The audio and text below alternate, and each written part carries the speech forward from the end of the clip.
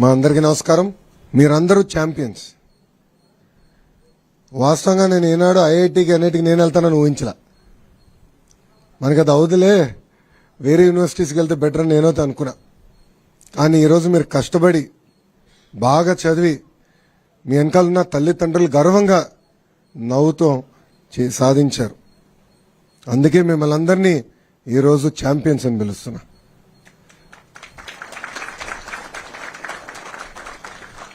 నాకు ఛాలెంజ్ అంటే బాగా ఇష్టం.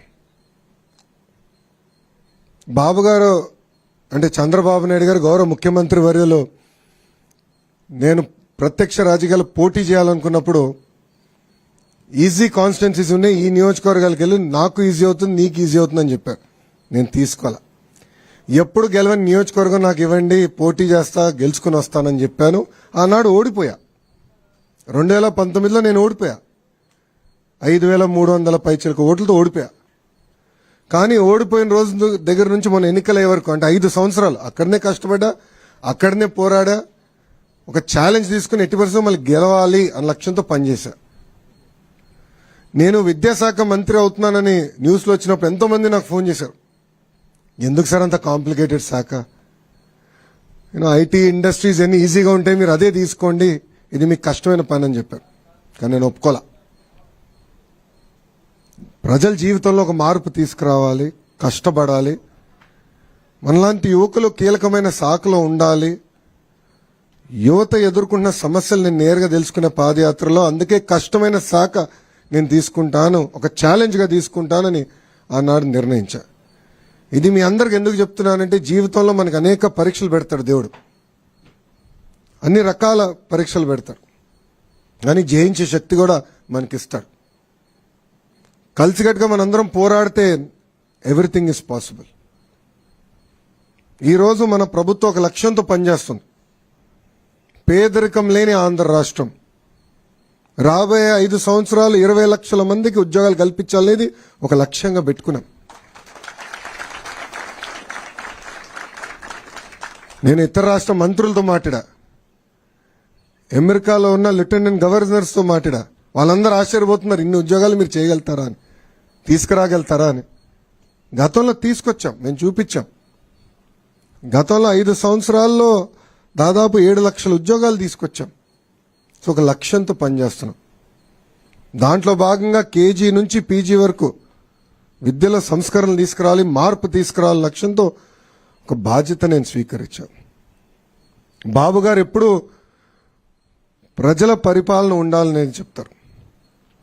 మా అందరికి కూడా మినిస్ట్రీస్ కేటాయించిన తర్వాత మేము అందరం కలిసాం. ప్రజలు ఎదుర్కొన్న సమస్యలు మీరు తెలుసుకోండి, ప్రజల సమస్యలు మీరు పరిష్కరించండి అని చెప్పారు. నా నంబర్ను ఎక్కడ సంపాదించావు నాకు తెలియదురా స్వామి. పెట్టాడు. ఆ రోజు బాధ కలిగింది. ఏదో దీనికి సొల్యూషన్ ఉండాలి, ఏం చేయాలని ఆలోచించాం. నాకు మెసేజ్ పెట్టినండి, నేను ఇమ్మీడియట్గా నా ఓఎస్డీ గారు చెప్పా, శశి సార్ని లేపాను, ఎటోగా సొల్యూషన్ ఎతకాలి. అప్పుడు నిధి గారు ఏకంగా జేఈతో డైరెక్ట్గా మాట్లాడి ఏం చేయాలి, పరిష్కారం మార్గం ఏంటని ఎత్తుకాం. 2-3 సార్లు మీతో మాట్లాడడం కూడా, ఏంటి వాట్ ఈస్ ద సొల్యూషన్ అని. సో మన అందరిలో ఆ శక్తి ఉంది. సో ఈ ప్రభుత్వంలో చాలా స్పష్టంగా ప్రజలకు కావాల్సిన ప్రభుత్వం, ప్రజలకి జవాబుదారీతనం ఉండాలి, అందుబాటులో ఉండాలి. ప్రజలు ఏ సమస్య ఏదో పరిష్కారం ఎతుకుతున్నారో అది అందించాల్సిన బాధ్యత మంత్రుల పైన ఉంది. వాస్తవంగా నేను ఎంత కష్టపడినా ఈ 5 సంవత్సరాలు ఈరోజు ఈవెంట్ నేను మర్చిపోలేను. ఎందుకంటే మీ తల్లిదండ్రులు అందరు నవ్వుతా, నేను ఈ రూమ్లో అడుగుపెట్టినప్పుడు నవ్వుతా నన్ను పలకరించారు. నాకు తెలుసు. వాస్తవంగా నేను స్టాన్ఫర్డ్ ఎంబీఏకి అప్లై చేసినప్పుడు నాకు వస్తున్నాను అనుకోలే. 3 యూనివర్సిటీస్కి అప్లై చేశా. స్టాన్ఫర్డ్ లీస్ట్ ఛాన్స్ అనుకున్నా. కానీ ఎప్పుడైతే నాకు ఇంటర్వ్యూ లెటర్ వచ్చిందో ఇంట్లో చెప్పా, ఇట్లా ఇంటర్వ్యూ లెటర్ వచ్చింది. నా తల్లిలో నా నవ్వున ఈ రోజు కూడా మర్చిపోలేను. దాని తర్వాత ఎప్పుడైతే నాకు అడ్మిషన్స్ లెటర్ వచ్చిందో, డీన్ ఆఫ్ అడ్మిషన్స్ నుంచి నాకు లెటర్ వచ్చింది, అది చూపించాను. చంద్రబాబు నాయుడు గారు కూడా గర్వంగా ఆ రోజు ఫీల్ అయ్యారు. సరే అట్లానే మీ తల్లిదండ్రులు కూడా ఎంత గర్వంగా ఉన్నారో వెనకాల నేను చూస్తున్నా. నిజంగానే నాకు చాలా సంతోషం కల్పించింది. వాస్తవంగా ఇంకా నేను సెటిల్ డౌన్ అవ్వలా. మా శాఖలో తల్లెక్కడుంది తోకెక్కడుంది ఎత్తుకునే చాలా టైం పడుతుంది, అంత గందరగోళంగా ఉంది. ఇప్పుడిప్పుడే సమీక్షలు చేస్తున్నాను. కానీ ప్రజల సమస్యలు పరిష్కరించాలి, మీకు అందుబాటులో ఉండాలి, ప్రజల జీవితంలో ఒక మార్పు తీసుకురావాలనేది మా లక్ష్యం. పేదరికం లేని ఆంధ్ర రాష్ట్రం సాధించాలంటే మీలాంటి విద్యార్థులు బాగా చదవాలి, మంచి ఉద్యోగాలు తీసుకోవాలి, మళ్ళీ పేదరికం నుంచి శాశ్వతంగా బయటికి రావాలి. ఒక ఇంగ్లీష్లో సామెత ఉంది, రోజు ఒక చేప ఇచ్చే బదులు చేప ఎట్లా పట్టాలో నేర్పిస్తే అతను బాగా పైకి వస్తాడని. అది మా ప్రభుత్వం లక్ష్యం. సంక్షేమం చేస్తాం కానీ శాశ్వతంగా పేదరికం నుంచి బయటికి తీసుకురావాలంటే దాని మార్గం ఒక్కటే, విద్య ద్వారా. ఒకటి కేజీ టు పీజీ వరకు మొత్తం విద్యని బలోపేతం చేయాలి, స్కిల్ డెవలప్మెంట్ లాంటి అనేక కార్యక్రమాలు చేయాలి, జాబ్ రెడీ యూత్ తయారు చేయాలి. మిమ్మల్ని పేదరికం నుంచి బయటికి తీసుకొచ్చే లక్ష్యంతోనే మేము పనిచేస్తాం. ఒక లక్ష్యంగా చేస్తున్నా. మిమ్మల్ని అందరూ కూడా కోరుతున్నా, ఇప్పుడు మీరు వెళ్తారు, బాగా చదువుకుంటారు, మళ్ళీ ఏ చెన్నైనో బెంగళూరు హైదరాబాద్ వెళ్ళిపోతే నాకు కష్టం స్వామి. మళ్ళీ రావాలి, మన రాష్ట్రానికి రావాలి. అమరావతి అవ్వచ్చు, విశాఖపట్నం అవ్వచ్చు, రాయలసీమ అవ్వచ్చు, మీకు రెడీగా కంపెనీలు ఉంటాయి, ఉద్యోగాలు కల్పించే బాధ్యత మేము తీసుకుంటాం. తిరిగి మన రాష్ట్రానికి మీరు రావాలి. ఆఫర్ స్వీకరిస్తున్నా, ఒప్పుకుంటున్నారా? మేము అందరూ రాసుకుంటాం, మళ్ళీ మేడం గారు అన్ని రాసుకుంటారు. ఇక మీరు రావాలి, తిరిగి మన రాష్ట్రానికి రావాలి. ఎందుకంటే $175 బిలియన్ ఉంది మన ఎకానమీ. బాబు గారు ఏమంటున్నారంటే $1 ట్రిలియన్ ఎకానమీ మంది అవ్వాలని. $1 ట్రిలియన్. నిన్న రాత్రి కూడా అదే ఆయన మాట్లాడారు. సో అన్ని రంగాల్లో పెట్టుబడులు తీసుకురావాలి, పెద్ద ఎత్తున ఉద్యోగాలు ఉపాధి కల్పించాలనేది మన ప్రభుత్వం లక్ష్యం. ఆ దిశగా మేము పనిచేస్తాం. నేను ఒక క్యాటలిస్ట్ని, నాకు దేవుడు ఒక అవకాశం ఇచ్చాడు, నేను చేశాను. మీకు అలాంటి అవకాశం దేవుడు ఇస్తాడు, అది మీరు మర్చిపోదండి. ఎవరన్నా మీ దగ్గరకు వచ్చినప్పుడు సహాయం అడిగినప్పుడు సహాయం చేయండి, అందుబాటులో ఉండండి.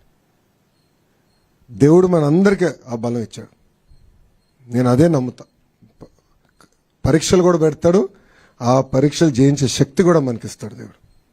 సో దయచేసి ఇది గుర్తుపెట్టుకోవాలని మిమ్మల్ని అందరినీ కోరుకుంటూ, నా పక్కన కూర్చున్న మూనా శశి గారిని, నిధి మేడం గారిని నిజంగానే I'm very very thankful for you sir and madam.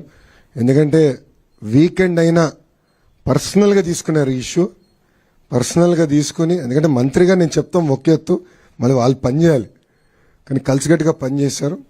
ఇది దీనికి సక్సెస్ అయిన కారణం కూడా వీళ్ళిద్దరని సభాముఖంగా మీ అందరు తెలుపుకుంటూ, వాళ్ళని నేను అభినందిస్తూ, ఒకసారి మీరు ఇంట్రడ్యూస్ చేయండి, తర్వాత ఒక ఇంటరాక్షన్ ప్రోగ్రామ్ పెట్టుకుందాం. ఓకేనా? థ్యాంక్ యూ అమ్మా. Jai Hind. Sir I'm Prithvi Satyadev sir. IIT మద్రాస్లో సివిల్ ఇంజనీరింగ్ జాయిన్ అవుతున్నా సార్. కంగ్రాచులేషన్స్. తొందరగా రా అబ్బా, అమరావతి కట్టాలి, ఎస్ సార్. మళ్ళీ వైజాగ్ లో ఐటీ టవర్స్ కట్టాలి, ఓకే సార్. చాలా పనులు ఉన్నాయి. కంగ్రాచులేషన్స్. ఒక నిమిషం, పృథ్వీ తల్లిదండ్రులు ఎవరు? నుంచోండి ఒకసారి. నమస్కారం అమ్మా. ఒక్క నిమిషం మైక్ ఇస్తారు, చెప్పండి. I'm very curious. సార్, అదే ప్రజా దర్బార్ కండక్ట్ చేస్తున్నారనే ఉద్దేశంతో ఆదివారం పొద్దున్నే మీ దగ్గర వద్దాం అనుకున్నాను సార్. ఆదివారం పొద్దున్నే మంగళగిరిలో కిషోర్ గారని నా బిజినెస్ స్నేహితుడు, ఆయన రవిశంకర్ ఎలక్ట్రికల్స్, వారిని అడగడం జరగగానే వెంబడే మీ ఆఫీస్కి వెళ్ళి ఆ డీటెయిల్స్ కనుక్కున్నారు సార్. ఇంకా ఆయనే చెప్పారు, సార్ నాకు ఒక ప్రాబ్లం వచ్చినప్పుడు లోకేష్ గారి ఇంటికి వెళ్ళినా ప్రాబ్లం విన్న తర్వాత వెంబడే లోపలికి పిలిపించి సాల్వ్ చేశారు. మీరు ఎడ్యుకేషన్ సంబంధించిన కూడా ఇబ్బంది ఏం లేదు, లోకేష్ గారు అలా ఫీల్ అవ్వరు, మీరు వెంబడే వెళ్ళండి అన్నారు. వస్తే సెక్యూరిటీ సార్ వాళ్ళే లేదండి సార్ హైదరాబాద్లో ఉన్నారన్నారు. వెంబడే సార్కి చెప్పాను. సార్కి చెప్పంగానే మా నెంబర్ ఇచ్చి, మీరు ఫోన్ చేయొద్దు, జస్ట్ మెస్ఎంఎస్ చేయండి చాలు, సార్ వెంబడే స్పందిస్తారన్నారు. మేమైతే ఊహించలేదు sir, with in half an అవర్లో మీ దగ్గర నుంచి కాల్ రావడం, ఆ డీటెయిల్స్ రావడం, వెంబడే నిధి మేడం సార్ కూడా ఈవినింగ్ మమ్మల్ని టచ్లో ఉండి నెక్స్ట్ డే మార్నింగ్ రావడం, అసలుకి అదొక అంటే గూప్స్ బంప్స్ అంటారు కదా, మాకు అలా ఉంది సార్ అసలుకి. ఎందుకంటే విత్ ఇన్ 1 వీక్లో ఒక సాధ్యం కాని పనిని, అంటే వ్యవస్థ మీద మీరు అంటారు కదా సార్, వ్యవస్థ మీద చంద్రబాబు గారు అన్నట్టు వ్యవస్థ మీద నమ్మకం, అనుభవం ఉన్న వాళ్ళు ఉంటే మాకు ఏం జరుగుద్దో అనేది మా జీవితంలో తెలుసుకున్నాం సార్. ఆ విషయంలో మా అబ్బాయి కానీ మేము కానీ మీకు ఎప్పుడు కృతజ్ఞతలు చెప్పుకుంటానే ఉంటాను సార్. నాకు అనుభవం లేదు, నేను నేర్చుకుంటున్నా. ఇంకా లేదు సార్, వ్యవస్థ మీద అంటే అవగాహన సార్ నేను అనేది. అవగాహన అప్పుడు అవగాహన కన్నా చేయాలని తప్పనిలేండి. ఇప్పుడు మీరు ఇందాక చెప్పారు చంద్రబాబు గారు ఇచ్చారని, కానీ వారు నమ్మారు లేదు కానీ మేము అందరం నమ్మాం సార్. ఎందుకంటే అందుకనే అమ్మడే మీకు పెట్టాము. ఎందుకంటే ఎడ్యుకేషన్ మినిస్టర్ కరెక్ట్ పర్సన్ వచ్చారు మనకి పిల్లలకి. అంటే మా బాబు కూడా మీ బ్రాడ్కాస్ట్ లో వీడియోస్ చూస్తూ ఉంటాడు సార్. అంటే నేను పేపర్ చదువుతాను. నేను ఎప్పుడు వాడికి ఈనాడు పేపర్లో సక్సెస్ స్టోరీస్ చూసి చూడరా అంటే వాడి నవ్వుతూ పక్కన పడేస్తాడు. వాడి వీడియోలు చూసిన ఏంటో అనుకున్నాను కానీ ఈ వీడియోలన్నీ చూస్తూ ఉంటాడు వాడు. మేమంతా యూట్యూబ్ జనరేషన్ లేండి. అదే sir. Thank you sir. Thank you.